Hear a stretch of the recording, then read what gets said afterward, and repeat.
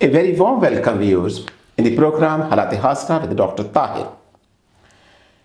On 28th of February 2026, United States and Israel jointly launched airstrikes on multiple sites across Iran and assassinated Ayatollah Khamenei, the Iran's supreme leader, and many other Iran's officials.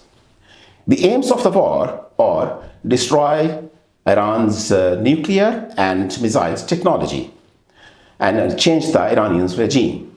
In retaliation, the Irans attacked on Israel and United States with the missile and drones on the multiple sites of the United States air bases in the region, including Kuwait, Qatar, UAE, Bahrain, Saudi Arabia, Iraq, and Jordan, and Turkey.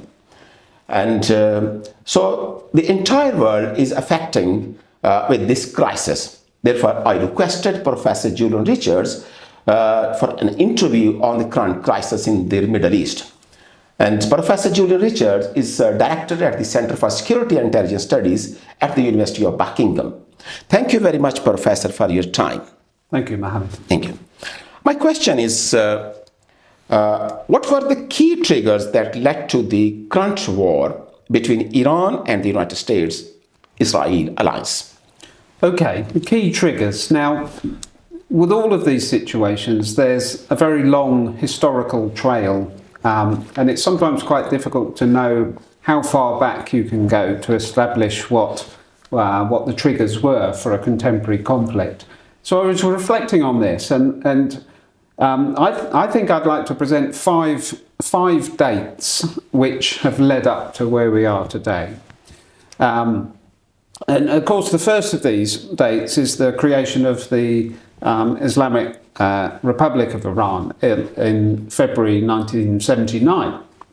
A year's popular revolution in Iran that eventually unseated the Pahlavi dynasty and installed the current Islamic revolutionary regime that we've seen in Iran ever since.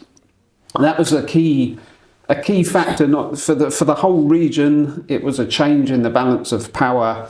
It was the beginning of the strategic rivalry between Iran and the Gulf Arab states. So that's probably a starting point for this discussion. Now, the next two key elements were some years later in the first Donald Trump administration in the US, where lots of important things happened, but two particularly pertinent things happened here. One was Trump's decision in May 2018 to pull out of the Joint Comprehensive Plan of Action, which was all to do with Iran's aspirations to develop a nuclear weapon. And this is absolutely key to the whole story that we're seeing today. So up until that point, a number of efforts have been made in different forms to try and work with Iran to mitigate their aspirations to develop a nuclear weapon. This has always been seen by the West and Gulf allies in the region as a dangerous turn of events, potentially, particularly given Iran's stance on Israel. So previously these efforts have been partially diplomatic and economic. The Joint Comprehensive Plan of Action was the main mechanism that was being used. Donald Trump eventually lost patience with this, in some ways not unreasonably, and said this is a waste of time. This isn't achieving the objectives that we want. It's not stopping Iran from developing a nuclear weapon. And he dramatically pulled out of it. Now, that was a dangerous moment in a way, but it laid some of the seeds for what we're seeing today.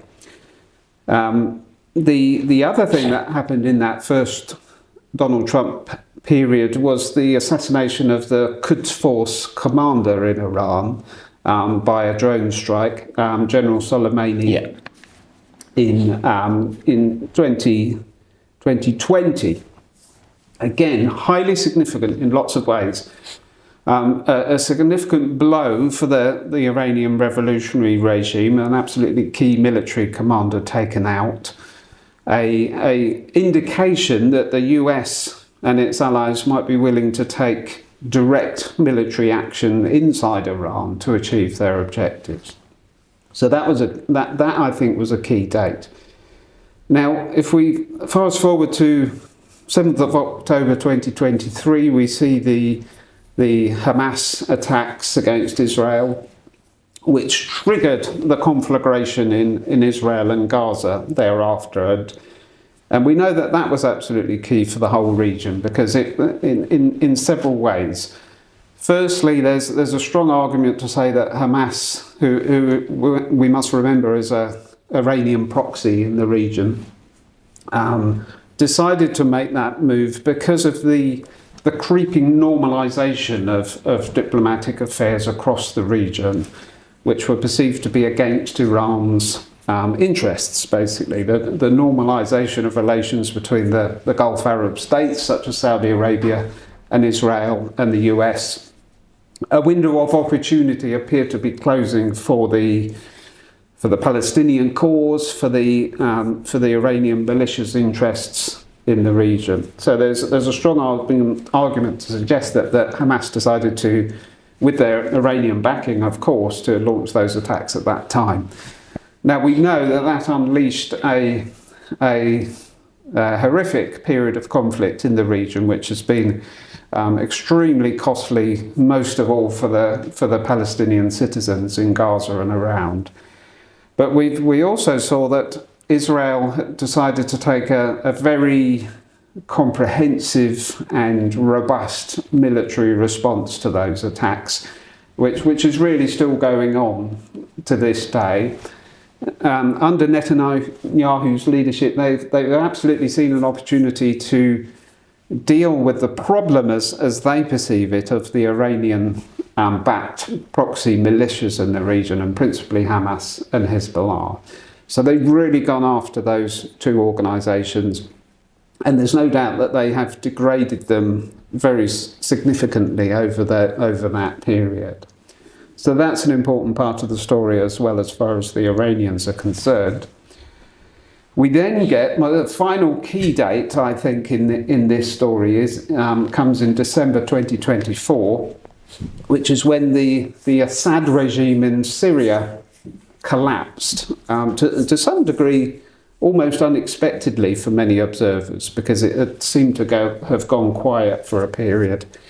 But we know that Hayat Tahrir al-Sham made a big push to finally topple the Assad regime, and were successful and have taken over. Now again, for the regime in Tehran, this was a big blow. This was one of their last strategic allies in the region being knocked out, and had a big effect on their proxy forces in the region as well. So we put all these things together. I think, many of the important precursors to the situation we see today.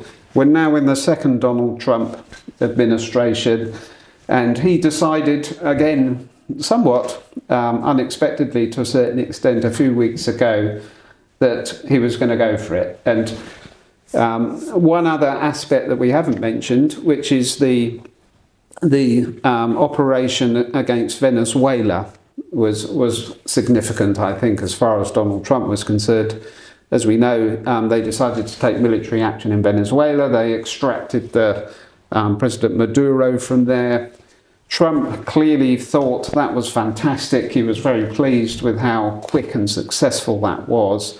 And I fear that he then decided, well, I'll do the same with Iran and finish them off once and for all, and it will be quick, it will be easy. His language has been very triumphalist, as we know. So I think if we put all those things together, we see how we ended up where we are today. It's a very complex picture. It's to do with the fortunes of the Iranian influence across the region, much of which has been going badly for Iran in recent times.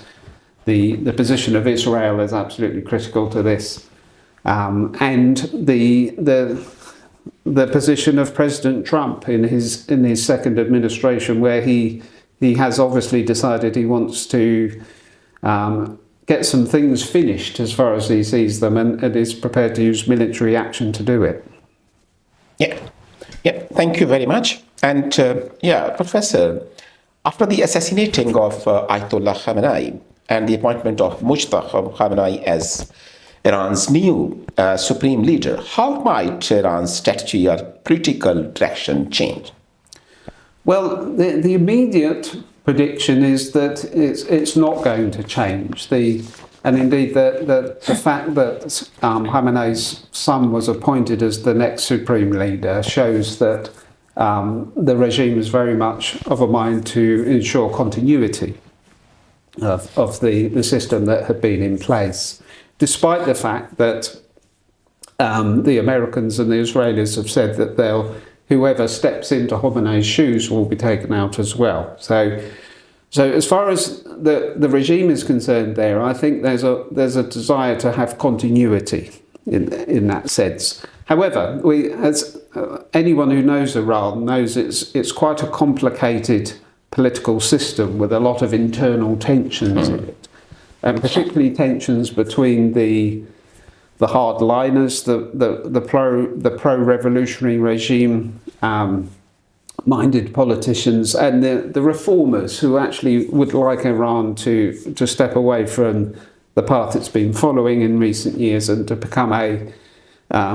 more stable and respected member of the international community. And we've seen that in the last couple of weeks, where the president of the parliament, Mr. Pezeshkian, has sometimes said slightly more moderate and conciliatory things than has the Supreme Leader and the Revolutionary Guard Corps.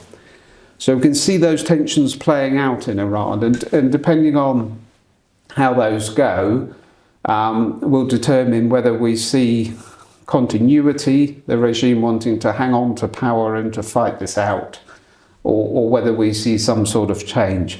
At the moment, I would say it's continuity is winning out. The regime wants to hang on. They want to hang in there. They want to stick this out, basically, as far as they can. Yeah, thank you. And my next question is, how has Iran's retaliation against U.S. military bases and Israel's targets across Middle East affected regional stability? Well, this is one of the key factors here, and the straight answer to that is it's having a very destabilizing effect on the regional picture. So what appears to have happened is that Iran has decided to try and suck in other countries in the region to a wider conflict, which will make the whole situation much more difficult to finish and resolve. The Gulf Arab neighbours of Iran, to be fair, have been trying to not escalate this in the weeks leading up to this situation. Saudi Arabia, particularly, a few weeks ago, issued a statement saying that they were not prepared to have any attacks on Iran launched from their territory. They were trying to keep out of what they could see was coming. They were trying to keep things as calm as possible. Now Iran has ignored that, it seems, and decided to attack its Gulf Arab neighbours to try and suck them into a wider conflagration. Now at the moment they haven't really responded militarily, those Gulf countries, in any concrete sense. So. But the longer this goes on, the more attacks, the more missiles that break through, particularly if Saudi starts to come under sustained attack, which it's already receiving attacks on its oil installations and so on. That could lead to a rapidly worsening situation of regional stability, I think. Yeah. And to what extent could this conflict extend into a wider regional war involving other countries in the Middle East? And the second part of this question, the same. And so this is the most important question. Do you think that the ongoing escalation could lead to Third World War? Well, of course, the spectre that we all see lurking round the corner, that we all fear across the world, is that this could expand. This conflict could expand. It would start to, as it expanded, it will start to suck in other powers. We've already seen Russia and China sort of scratching their heads a bit and thinking about whether and how they should get involved. They haven't really got involved yet, but there's always a risk it could go that way. And to a certain extent, in some ways, if Iran really feels backed into a corner here, or at least the regime does, that you could see them wanting to try and cause that to happen, basically, to make this a scorched earth situation where the costs for taking them on become. So you're saying that Russia or China, they can jump in this war if something happens? They could. However, all of that said, nobody wants that to happen. We don't want that to happen. The Gulf Arab neighbours of Iran don't want this to happen. China doesn't want this to happen because, and in all cases, the reasons why everybody really doesn't want a massive conflict to break out is because of the terrible damage that will have to the global economy, basically, and it's already having an impact, which we'll come on to in a moment. But if the Gulf was knocked out, if oil exports from the Persian or Arabian Gulf were knocked out altogether, that would have such a huge impact on the global economy. That's my next question. I'll coming on that side. Yes. And that's the sort of thing that would bring China or Russia or others into the picture. So in answer to your question, do I think this could lead to World War III? I don't at the moment, because I think apart from Iran, most of the stakeholders in this really don't want it to go that way and will be trying their best to try and prevent that from happening. But the longer it goes on, the more impact it has on the economy, the more of a risk that further actors and stakeholders will get involved in this, and it can turn into something much bigger. Oh, thank you. How has the conflict impacted globally energy security, particularly around the strategic Strait of Hormuz and international oil supplies, please?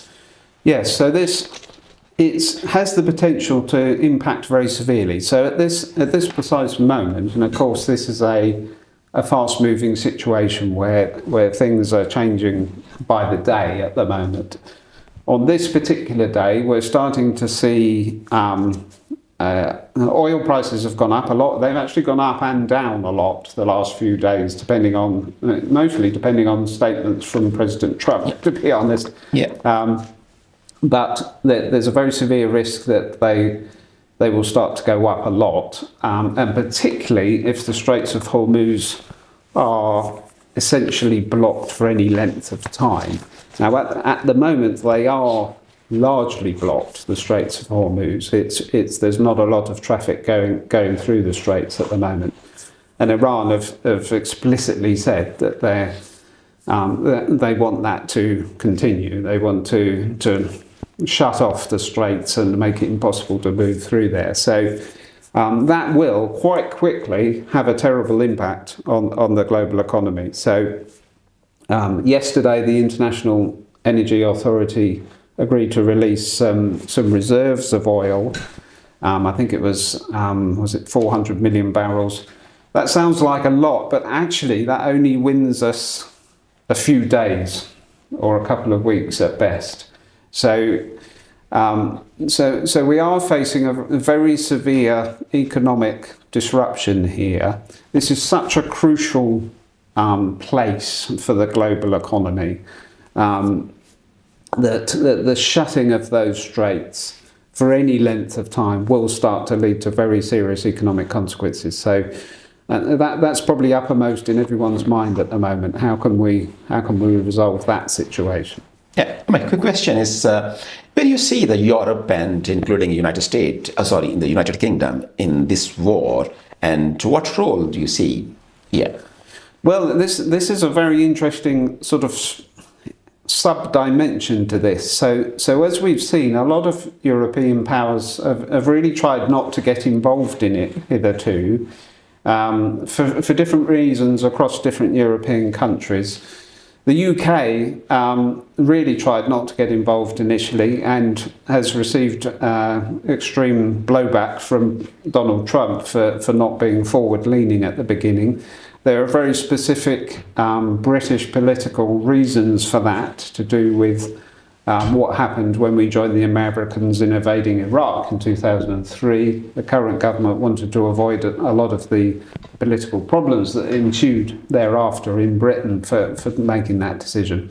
So they've tried to hang back quite a lot, and initially saw this as not their fight particularly. But inevitably, they're starting to get drawn into this. The economic consequences are such that Europe and the UK will get drawn into this. And France have already offered to deploy its naval fleet to help keep the Straits of Hormuz open. Britain has, as we know, has now allowing its air bases to be used in Cyprus and Diego Garcia in the UK itself. So Europe is almost inevitably becoming drawn into this, and as we said earlier, if the economic situation gets really bad, then they'll have no choice but to try and become involved in this to try and resolve that particular aspect of it. Yeah, thank you very much, Professor. And what role do missile, drone, and cyber capabilities play in the evolving military strategies of Iran, the United States, and Israel? A very big role is the answer. So, particularly for a state like Iran, which has pursued a strategy of developing these more unconventional forms of defensive capability. Iran has really made some strides in developing its own defence industry, particularly in the area of drone production. Their Shahed drones that they manufacture are actually very good and are very cheap to make compared to the very expensive fighter jets and aircraft carriers that the US and its allies have. We're seeing those being deployed at the moment. This is in very large numbers. These are starting to break through in various places and cause trouble. How much of an impact they'll have in the long term is a question. So what the US and Israel are trying to do is to knock out those facilities, to knock out the launching pads and the launch zones for the drones and missiles. But that's actually extraordinarily difficult to do. And if we look at the Houthi situation in Yemen, for example, the Houthis have been firing drones and missiles at shipping in the Red Sea for some time now, and there have been quite robust efforts to try and stop that happening and trying to knock out what is essentially a relatively small militant force in Yemen, and it's been surprisingly difficult to do that. So I think the sort of strategy, and we must remember that the Houthis are an Iranian proxy group, so they're using the same tradecraft and the same playbook as the Iranians themselves are using. I think this could prove, particularly in that disrupting traffic in the Straits of Hormuz using almost relentless numbers of drones and missiles. I think that could prove to be a very significant element of this conflict. Cyber activity as well will be key. Iran has developed itself into a very capable cyber attack state. It has good capabilities in that area. It uses those capabilities a lot. I think that will become part of it as well for time to come. But whenever there's a conflict, whether it's Ukraine or the Middle East now, or Gaza, or all of the contemporary conflicts that we're seeing, everyone is watching which capabilities are going to be key and how are they going to be key. And I think those capabilities will be very significant in this conflict. The big question, of course, is what happens. Those are finite resources. Eventually the US even or Iran will run out of those won't be able to manufacture those things as fast as they need to use them if this goes on for a very long time. So that will be really significant as well. I think the production capability of these things and whether that can be disrupted will be key to this particular conflict, I think. Thank you. In the worst situation, do you expect boots on ground in Iran by US and Israel? No, is my immediate answer to that question. I think the US particularly, and Israel, will be extremely reluctant to put boots on the ground in Iran and will have, insofar as they have a strategy, it will be one that doesn't involve putting the boots on the ground. They appear to be hoping that they can cause the spontaneous collapse of the Iranian regime with air power alone. But all of us have a horrible feeling that the only way, if you're going to pursue the demise of the Iranian regime, you will eventually have to put boots on the ground in Iran. And that's a terrible prospect for all concerned, really.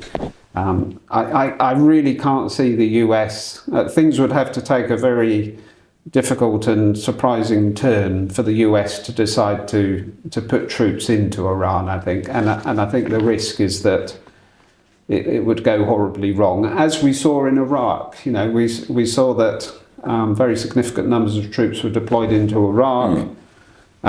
With the counter-insurgency, the insurgency tactics that were used by relatively less resourced militant groups caused a very serious problem to the US military for a long time. I think you would see the same and worse in Iran if it got to that sort of situation. So at the moment, I don't imagine anyone with any sense in Washington DC or Tel Aviv is talking about putting boots on the ground in Iran, but who knows? Yeah, thank you. And Professor, looking ahead, what scenario are most likely? A prolonged regional war, negotiated de-escalation, or a change in the regional balance of power? Again, it's extremely difficult to predict these things, and perhaps even more so now than ever. When a conflict first breaks out, the prospect of negotiated solutions are usually quite distant, and I think we can see that here. That the immediate prospect of US and Iran sitting down and talking about this is just not there at the moment. I think it's very hard to see that in the immediate future. But eventually, that's where everyone wants to get to, I think. And if we look at the Ukraine war, for example, there was a long period at the beginning where the prospect of any sort of negotiation was just impossible. But we did get there, we have got there. That's not resolved, of course, but they are now at least talking to each other and talking about how to, as the Americans call it, find the off-ramp. So I think eventually there will have to be some sort of negotiated solution to this. I think with each day that passes at the moment, this is looking like it's going to be more prolonged than. I think the Iranian regime, as it stands at the moment, will be absolutely determined to hang on for as long as it possibly can and to remain in place, even if it's very severely denuded. I think they will have a mind to stick this out for as long as it takes, and to maybe adapt their tactics as they go along to that end. So I can't see Iran wishing to even entertain any sort of talks about this for the immediate future. They will fight on for now for as long as it takes. So that means the prospect of it becoming a prolonged conflict is pretty high, I would say, at the moment. As I said earlier, we all hope and pray that doesn't turn into a much bigger conflict across the region. I think all of the the forces in the region will be very much trying for that not to happen. But if it could end up in a much more serious situation. So I think the prospects are kind of bleak at the moment, really. But remember, we're talking about this in what could be the early days of this, really. We've seen lots of situations before, whether it's the Gaza situation the last couple of years or the early days of the Ukrainian conflict, where we all kind of hoped and expected that this would be over in some shape or form relatively quickly. But here we are years later in both of those situations, and it's still rumbling on. So I fear, I hate to say it, but I fear this could be a situation that could rumble on for quite a long time. Thank you very much. And my last question, Professor. The United States and Israel are winning or losing? What's your opinion?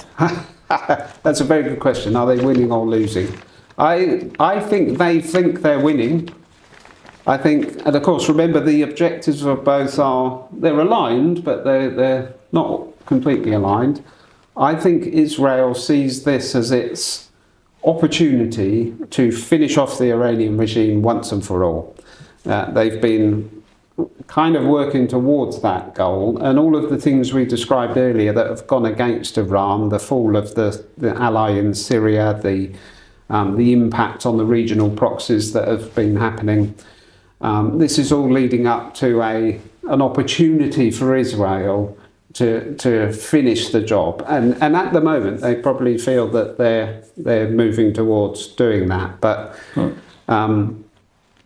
the Americans also, Trump particularly, is cock-a-hoop about what he's achieved so far. You'll see in his statements he recounts the number of ships that have been knocked out, the number of things that have been destroyed.